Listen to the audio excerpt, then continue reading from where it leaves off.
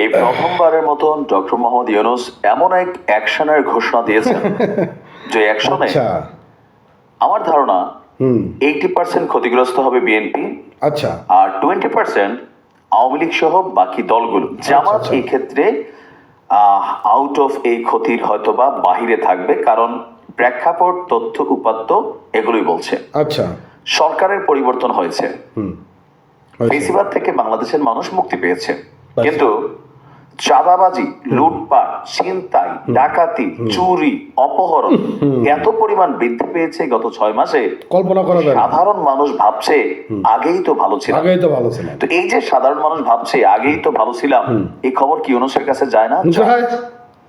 আগে আমরা যতটুকু তথ্য দেখছি, উপাত্ত দেখছি, গণমাধ্যমে রিপোর্ট দেখছি, আগে যেখানে 10 টাকা চাঁদা দিতে হইতো আওয়ামী লীগের সন্ত্রাসীদেরকে অথবা নেতা কর্মীদেরকে যারা কথিত রাজনীতিবিদ ছিল, এখন সেই জায়গাগুলোকে দখল করে নিয়েছে বিএনপির নেতা কর্মীরা, অথবা আচ্ছা। আরো বিভিন্ন জায়গায় আওয়ামী লীগ এখনো কন্ট্রোল করছে। কিছু জায়গা আছে 20%, আচ্ছা 80% জায়গায় কথিত বিএনপি অথবা বিএনপির নেতা কর্মীরাই এগুলাকে কন্ট্রোলে নিয়ে নিয়েছে। আমজনতার মুক্তি তাহলে কিসে হয়েছে? একদল গেছে, আরেক দল খাচ্ছে। এই জায়গাগুলোর কথাগুলা সারা বাংলাদেশে ঘুরছে। এই যখন অবস্থা, এই পরিস্থিতি থেকে দেশবাসীকে নিয়ন্ত্রণের জন্য ডক্টর মোহাম্মদ ইউনূস এক স্পেশাল নির্দেশনা দিয়েছেন। আর এই নির্দেশনা যদি পুলিশ অরিজিনালি বাস্তবায়ন করতে পারে, সেনাবাহিনী অরিজিনালি বাস্তবায়ন করতে পারে, তাহলে দেখবেন টোটাল এই খেলার মধ্যে 80% পুলিশের জালে, সেনাবাহিনীর জালে অভিযানে বিএনপি বা তাদের সমর্থিত বিভিন্ন যারা নেতা কর্মীরা আছেন অথবা লোকাল যারা কথিত নেতারা আছেন, তারা কিন্তু গ্রেপ্তার হবেন। এখন ঘটনা কি?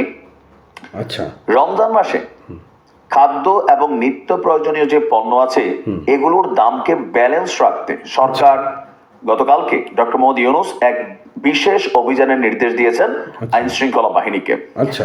রাষ্ট্রীয় অতিথি ভবন যমুনায় নিরাপত্তা বাহিনীর শীর্ষ কর্মকর্তাদের সাথে একটা উচ্চ পর্যায়ের বৈঠক করেছেন ডক্টর ইউনূস। আচ্ছা। যে এই মুহূর্তে আসলে কেন মানে সবকিছুর চালান ঠিক আছে, উৎপাদন ঠিক আছে, তারপরেও কেন মানে এই ইমব্যালেন্সড প্রাইস কোটেশন চলছে। আচ্ছা। তো রেজাল্ট কি? যে একটা পণ্য একটা কৃষকের ক্ষেত থেকে হয়তো 5 টাকায় আচ্ছা কিনে আনছে কোন একজন কোম্পানি এক্স, তো এক্স এই মালটা ওই লোকাল এরিয়া থেকে বের করতে তার আবার 1 টাকা 2 টাকা দেওয়া লাগে লোকাল কোন একজন সাদাবাজরে। আচ্ছা।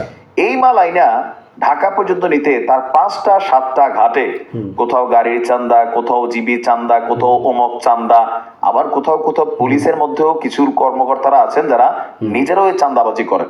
তো সবকিছু মিলাইয়া এই 5 টাকা কৃষকের ক্ষেত থেকে কিনা পণ্যটা অথবা পোর্ট থেকে খালাস করা পণ্যটা ভোক্তা একদম আমি আপনি যারা আমরা খরচ করি তাদের কাছ পর্যন্ত আসতে ওই কোম্পানির খরচই হয়ে গেছে 12 টাকা। মাঝখানে 60 টাকা চাঁদা, 5 টাকা হচ্ছে কি আপনার তার ক্রয়। এখন এটার দাম কত? 12। তো সে কি একটু ব্যবসা করবে না? সে আবার মানে যারা হোলসেলার আছে, পাইকারি আছে, তাদেরকে দেবে, পাইকারি ওনারা খুচরাদেরকে দেবে।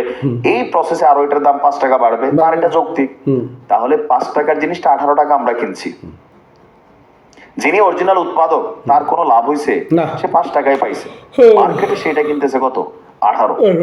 মাঝখানের 13 টাকার মধ্যে যেটা যৌক্তিক ব্যবসা যিনি করছেন তিনি একটা লাভ করছেন, কিন্তু বাকি যে 7 থেকে 8 টাকা দাম বলো এটা খাইলো কে? চান্দাবাজ। এই চান্দাবাজের খানাটা বন্ধ করলে মানে দ্রব্যমূল্যের দাম হাতের নাগালে আসবে। এই জন্য ইউনূস সরকার এই সিদ্ধান্ত নিয়েছেন, আমি মনে করি খুবই ভালো একটা সিদ্ধান্ত নিয়েছেন। আর বিএনপির হাইকমান্ড থেকে জনাব তারেক রহমান বা ঊর্ধ্বতন যারা আছেন তারা কিন্তু বারবার বলছেন যে বাবা শুনছে না, গরিব মানুষকে মাইরা হক মাইরা এই একজন কৃষকের একটা বাজারের মধ্যে 2 কেজি লাউ আনছে, এই ধরেন একটু চিংড়ি মাছ তুলে আনছে খালবিল থেকে, এখানে যে চান্দাবাজিরা হচ্ছে, একজন সিএনজি ওয়ালা, একজন রিক্সা ড্রাইভার, একজন অটো ড্রাইভার এই যে চান্দা দিচ্ছে, এগুলো দিতে দিতেই কিন্তু আওয়ামী লীগের পরিণতি এই অবস্থায় আছে। আমরা যদি একই কর্ম করি আমাদেরকে এই পরিণতি ভোগ করতে হবে। এবং এই প্রথমবারের মতন বিএনপির মধ্যে আমরা দেখছি অনেক ধরনের নির্দেশনা, বহিষ্কার, মামলা অনেক কিছু করছে, কিন্তু কন্ট্রোল হচ্ছে না। এবার কন্ট্রোল হয়ে যাবে, কিচ্ছু হবে না। প্রধান উপদেষ্টা বলছেন যে আপনার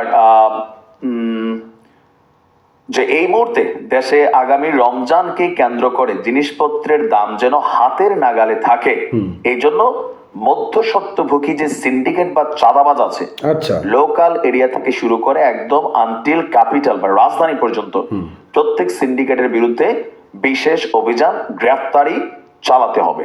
আচ্ছা, আর গতকালকে এই নির্দেশনা যখন আসছে, আমরা আশা করছি আজকে থেকে এটার বাস্তবায়ন দেখবো। দেখেন, রাজনীতি যারা করেন ভাই, কিন্তু রাজনীতিতে পয়সা কামানোর যে ধান্দাটা, এটা কিন্তু অলওয়েজ গরিব মাইরা, রাইট রাইট, পিপলের উপর, রাইট, সাধারণ মানুষের উপরে কিন্তু এই ধান্দাটা অলওয়েজ চলতেছিল। এইটা বন্ধ যদি এই সরকার করতে না পারে, বা বিএনপি তাদের নেতা কর্মীদের, আমি বিএনপির হাই অথরিটির দোষ দিব না, রাষ্ট্র ক্ষমতায় আসলে হয়তো ব্যতিক্রম দেবো, কিন্তু অনেক জায়গায় এগুলো চলছে, জোরপূর্বক কমিটি হয়ে যাচ্ছে, এটা হয়ে যাচ্ছে, সেটা হয়ে যাচ্ছে, এগুলো বন্ধ করতে হবে। নয়তো মানুষের মধ্যে যে ঘৃণা আওয়ামী লীগের জন্য একসময় জন্মাই গেছিল, আপনাদের প্রতি এটা ক্ষমতায় যাওয়ার আগেই চলে আসছে। ভালোর জন্য বলি, শত্রু ভাইবেন না। কারণ দিন শেষে এখন আওয়ামী লীগের নেতা কর্মীরা দেখলে আপনারা কি করেন, ধরে মারেন, পুলিশে দিয়ে দিচ্ছেন। আজীবন আপনিও ক্ষমতায় থাকবেন। শেখ হাসিনা ভাবছিলেন যে তিনি ক্ষমতায় থাকবেন, থাকতে পারছে? পারে নাই। আপনারাও ছিলেন না, আবারও আসবেন, নাও আসতে পারেন। তাহলে পরিণতি কি হবে? রাজনীতিটা মানুষের সিম্পেথি, ভালোবাসা, সহানুভূতি, শ্রদ্ধার জায়গা হিসেবে তৈরি করে, টাকা কামানোর জন্য না। কারণ এই টাকা কামাইতে গেলে আপনি মানুষের উপর অন্যায় করতে হবে, জুলুম করতে হবে, আর জুলুমের রেজাল্ট কি হয় সেটা জাতি দেখছে। তো আমি মনে করি ডক্টর ইউনূসের এই সিদ্ধান্ত খুবই সময় উপযোগী, এবং থ্যাংক ইউ। তো চারপাশ দিয়ে আমরা তো দেখতে পারতেছি যে বিএনপি দুই গ্রুপের মধ্যে সংঘর্ষ, বিএনপি অমুক খাল খনন থেকে চাঁদা নিচ্ছে, বিএনপি অমুক বালুঘাট দখল করছে, বিএনপি অমুক জায়গা চাঁদাবাজি করতেছে, বিএনপি বাজারঘাট দখল করতেছে, বিএনপি ট্রাক স্ট্যান্ড দখল করতেছে, বিএনপি অমুক জায়গা থেকে চাঁদাবাজি করতেছে। আসলে এটা কন্ট্রোলিং করা উচিত। এবং তারা যে পরিমাণ এখন নানান জায়গাগুলোতে নানান ধরনের বাজে বাজে কথা বলতেছে, শুনতি কানে আসে, এগুলো আসলে খুবই খারাপ। এটা কিন্তু পরিণাম কিন্তু খুবই খারাপ হওয়ার একটা সম্ভাবনা রয়েছে। এখন আপনারা কি মনে করেন? তো যাই হোক, নাইম আলী ভাইয়ের এই ভিডিও থেকে আমরা মোটামুটি কিছু অংশটা বুঝতে পারছি। ভালো থাকেন।